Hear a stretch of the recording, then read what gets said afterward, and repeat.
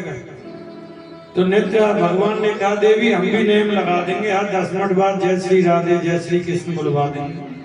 तो जय श्री कृष्ण बोल करके तो निद्रा को भागना पड़ेगा, इसलिए प्यार से कहा करो जय श्री कृष्ण। हाँ, जय श्री कृष्ण बोलने से भक्ता को करंट मिलता है। अच्छा, अब आप यही कथा अब आप कहो ना कमरे में सुना दो, कुछ भी याद नहीं आएगा। ये गद्दी का इतना प्रभाव है, जो चीज यहाँ बैठ करके कही जा सकती है वो आप कमरे में बैठ के नहीं सुना पाते। आपने सुना होगा कहते कबीर सुनो भाई साधु, कहते हैं ना। तो किसी ने कहा महाराज गृहस्थी माने है, गृहस्थियों के नहीं सुनाते? गृहस्थियों से सारा संसार चलता है, सभी साधु सन्यासियों का सबका पूजन बंधन सब होता है, गृहस्थी लोग ही तो करते हैं। और तुम साधुओं को ही सुनाते हो, गृहस्थी कहाँ जाएंगे? बोले ये गृहस्थी अच्छी तो बहुत है, बड़े भाव से सुनते, रो भी जाते हैं, सुनते सुनते रो पड़ते हैं महाराज। आप और सुनने के बाद भैया क्या करते हैं कि महाराज जो आपने कहा वो तो सब सही बात है, लेकिन पंचों की बात शर्माते पनारा यही रहे। मतलब 3 घंटे कथा भी हुई और बहुत आनंद से सुना, बाद में कह दिया महाराज ये तो हम कर नहीं सकते। तो कबीरदास जी ने कहा फिर इतने घंटे कथा करने का क्या मतलब था, जब तुमने सुनना ही करना ही कुछ नहीं।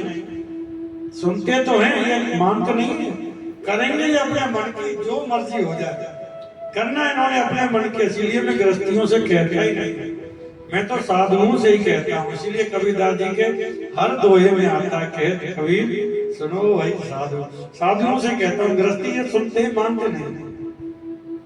तो गुरूर भजना विग्रहवान, ऐसे ही जन्म जन्मांतरों की योजना ये एक जन्म का नहीं है कि आप भागवत यज्ञ में यजमान बन गए, एक जन्म का संयोग नहीं है। अनंत जन्मों के जब पुण्य उदय होते हैं तब जाकर के कहीं कथा श्रवण में, यजमान बनने में, पूजन करने के लिए मन बन पाता है।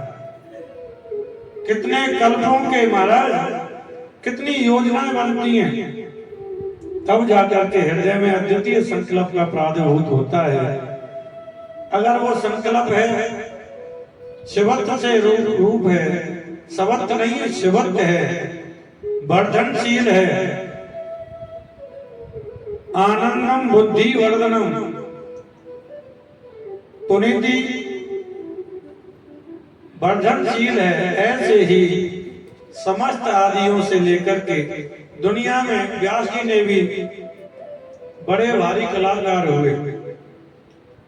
किसी ने भगवान की पत्थर की मूर्ति बनाई, किसी ने भगवान की सोने की मूर्ति बनाई, किसी ने भगवान की तांबे की मूर्ति बनाई, किसी ने भगवान की काष्ठ की मूर्ति बनाई, किसी ने भगवान की अष्ट धातु की मूर्ति बनाई।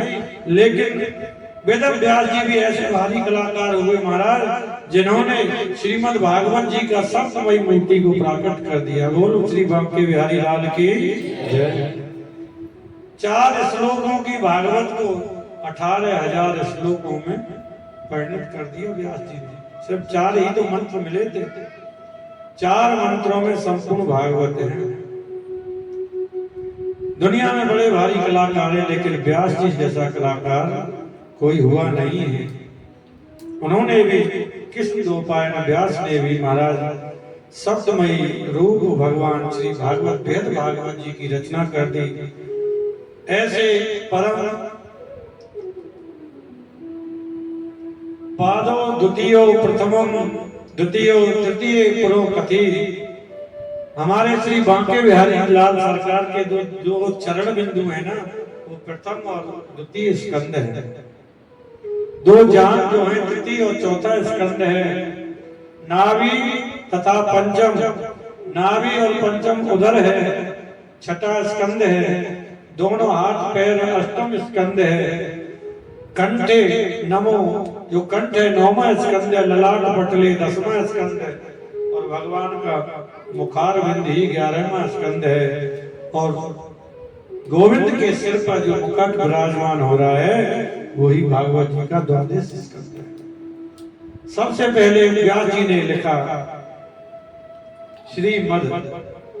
श्री शब्द की बहुत बड़ी बड़ी व्याख्या है। अगर श्री शब्द की व्याख्या करने लग जाओ तो इतनी व्याख्या है श्री शब्द की सब पूरा हफ्ता निकल जाएगा। श्री शब्द की व्याख्या नहीं खत्म हो सकती। नारद पंचरात्र के आधार पर यदि देखें, गौतम तंत्र के आधार पर भी यदि हम देखें, महाराज जी के गुरु महाराज के चरणों का आश्रय लेकर के अगर श्री शब्द की व्याख्या करें तो महाराज हफ्ता निकल जाएगा, लेकिन खत्म नहीं हो सकती। ये श्री कौन है? श्री सचते लक्ष्मी पतुन्या। श्री कौन है? लक्ष्मी और श्री में क्या भेद है? लक्ष्मी अलग है, श्री अलग है। श्री कौन है? क्या अंतर है? लक्ष्मी तो उसे कहते हैं नारायण जिसके चरण दबाए। नारायण जिसके चरण दबाए वो तो है श्री, और नारायण के जो चरण दबाए वो है लक्ष्मी। श्री और लक्ष्मी में यही अंतर है। बैठो पलोटन राधिका पाए। जयदेव गोस्वामी लिखते हैं महाराज राधा रानी पौड़ी हुई, पौड़ी होने का मतलब लेटी हुई है और ठाकुर जी चरण दबा रहे। बैठो पलोटन राधिका पाए। तो महाराज ऐसे गोविंद की शिरोमणि आद्यास में श्री शब्द की बड़ी बड़ी व्याख्या है। आश्रित जनों के दुखों को जो सुने, जो आश्रित जन, ठाकुर जी कठोर हैं, परीक्षा लेते हैं, राधा रानी कोमल है। आप झूठे को रोने भी लग जाओ ना, वो सोचती मेरे लिए ही रो रहा। माता है ना, माता का हृदय तो वैसे ही कोमल होता। तो बड़ी नम्र स्वभाव की है राधा रानी। श्री जी महाराज कि ब्रह्मं रुद्रं सुखं नारद भीष्मं मुख्यं राधिकितो नः। देवताओं के अधिपति ब्रह्मा जी, वैष्णव नाम यथा शंभु भगवान शंकर, देवों के देव महादेव, मुनियों की अधिष्ठात्री शुक, ऋषियों के अधिष्ठात्री नारद, और ब्रह्मांड की बैठक में मनुष्यों का प्रतिनिधित्व करने वाले भीष्म पितामह, ऐसे ऐसे दिग्गज भी परम पद को प्राप्त नहीं कर पाते। क्या आप चाहते हो वो आपके आगे पीछे डोले? क्या आप चाहते हो वो आपके आगे पीछे डोले? ऐसे ऐसे दिग्गज महापुरुष भी समाधि लगा के बैठते हैं, उनके ध्यान में नहीं आते ठाकुर जी। और कैसे छचियावर छाछ पे नाच नचावे। कहाँ योगी वर्षों से भगवान शंकर, रुद्र, शुक, नारद समाधि में बैठते हैं, लेकिन ठाकुर जी उनके ध्यान में भी नहीं आते। और एक गोपी ग्वालियर वृंदावन की कंडा थापने जा रही है। कंडा थापने समझते हो? पाथी गोवा लेकर के जा रही है। ठाकुर जी जा रहे हैं, मान गए जरा ये बना, जरा पाथी बना, माखन दूंगी। ठाकुर जी एक पाथी बनाते हैं तो ग्वालन एक उस गोई की वो लेके उनके मुंह पे ऐसे लगा देती। एक बनाया तुमने, दो बनाए, दो लगा देती है। ब्रह्मा जी देख रहे हैं ऊपर से, ये ब्रह्म नहीं हो सकता। जिसकी सारी दुनिया आराधना करती है ये ब्रह्म नहीं हो सकता। फिर ब्रह्मा जी सोचते हैं लेकिन जन्म के समय तो मैं भी स्तुति करने गया था, ये क्या चक्कर है? तो वो ही ऐसे ऐसे दिग्गज भी जिसे ध्यान में नहीं ला पाते, वो प्रभु छचियावर छाछ पे नाच नचावे, ब्रज गोपियों के सारों पे नाचता है। ऐसा है। क्या आप चाहते हो वो आपके आगे पीछे डोले, नाचे? ये मित्रम परमानंदम, मित्र की जो व्याख्या है, पराकाष्ठा है, बहुत ऊंची है। किसी के पास अरबों की संपत्ति हो, अरबों का वैभव हो, लेकिन किसी के पास में मित्र ना हो तो उसका जीवन सुख से हो जाता है। मित्र की पराकाष्ठा बहुत ऊंची है। मित्र एक ऐसा शब्द है उससे व्यक्ति किसी भी प्रकार की कैसी भी बात कर सकता है। मित्र शब्द की बहुत बड़ी व्याख्या है। महाराज बड़े से बड़ा वैभव हो, बड़े से बड़ा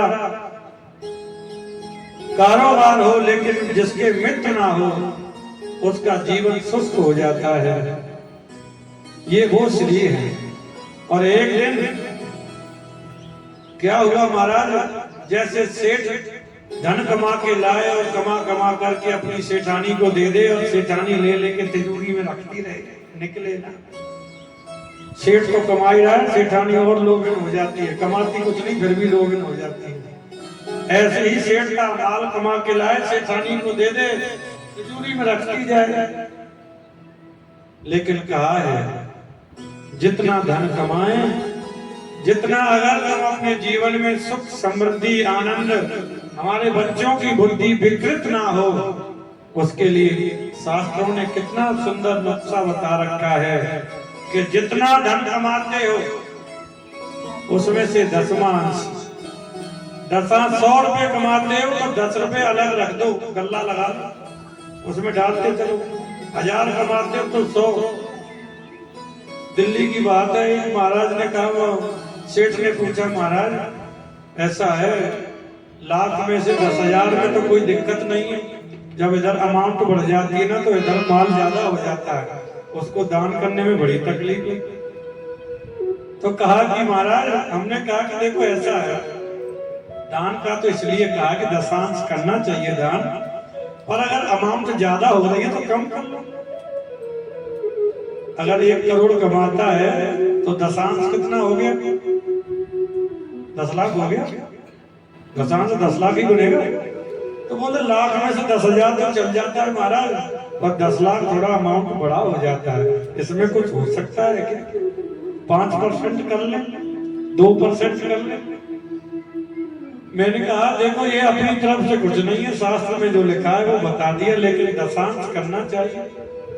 दशांश अगर तुम हमेशा निकालते रहोगे तो तुम्हारी कोई भी आदि व्याधि पे धन खर्च नहीं होगा, कोई बीमारी पे खर्च नहीं होगा, बच्चों की बुद्धि विकृत नहीं होगी। इसका प्रूफ अभी बता देते हैं। एक कुआं है और कुएं में से बहुत निर्मल जल है, बहुत स्वादिष्ट मीठा जल है, उसमें से सब पानी पीते हैं। तो सोई मोदी ने बैन लगा दिया, इस कुएं में से कोई पानी नहीं पिएगा 10 साल तक। अब कोई पानी ना पिए, महाराज पुलिस लगा दी होगी। 10 साल के बाद अगर उस कुएं के पास जाओगे तो उसमें से दुर्गंध आने लग जाएगी, पानी बेकार हो जाएगा, पीने योग्य नहीं रहेगा वो पानी। ऐसे ही धन तो हमने कमाया, कमा कमा करके जमा किया, तो धन का जो दोष है ना वो आने वाली पीढ़ी की बुद्धि को विकृत किए बगैर रह नहीं सकता, उसकी बुद्धि को बिगाड़ेगा ही। इसलिए सब प्रकार यत्न करके दशांश दान करने की कोशिश करते रहे। तो कहाँ चल रहे थे? कथा कहाँ छोड़ी थी हमने? और तुम्हारा परीक्षा भी तो होगी, कहाँ छोड़ी थी कथा? कहाँ चलेगी हमको तो पता नहीं, याद दिलाओ। देखो ऐसे नहीं चलेगा, खाली सिर हिलाने से, ध्यान से सुननी पड़ेगी। देखो ध्यान शब्द जो है बहुत जरूरी है। ध्यान जो शब्द है बहुत जरूरी है। कोई भी काम करो ध्यान से करो। अरे ये क्या करो, ध्यान से करना, जरा ये काम करो ध्यान से करना। सारे काम बंदा ध्यान से करता है, लेकिन ठाकुर जी का काम क्या आता है वो ध्यान ही नहीं देते। बैठता है कथा में, घूमता है घर में, बैठता है सत्संग में, चले जाता है बाजार में। तो ध्यान जो है, जब तक हमारा मन, हमारा ध्यान आंख और कान के साथ में नहीं जुड़ेगा, तब तक हमने क्या कहा है तुम्हारे समझ में आने वाला नहीं है। क्योंकि आप देख डर रहे हो, ऐसे देख लो ध्यान लगा कर, और मन कहाँ चला गया और सूक्ष्म देख रहे हैं वहां दुकान पे, उसने ऐसा सूक्ष्म दिया तो मन वहां घूम रहा है, और सामने हमने क्या बोला तुमको नहीं सुनाई दिया। कान खुले हुए, कान खुले हुए हैं और इतने स्पीकर चल रहे हैं, फिर भी तुम्हारे अंदर वो बात जा नहीं सकती। क्यों? क्योंकि जो तुम्हारा मन का जो ध्यान था ना वो दुकान पे घूम रहा था। अरे वो तो ऐसा सूट था, वो ऐसा हो गया था, वो ऐसा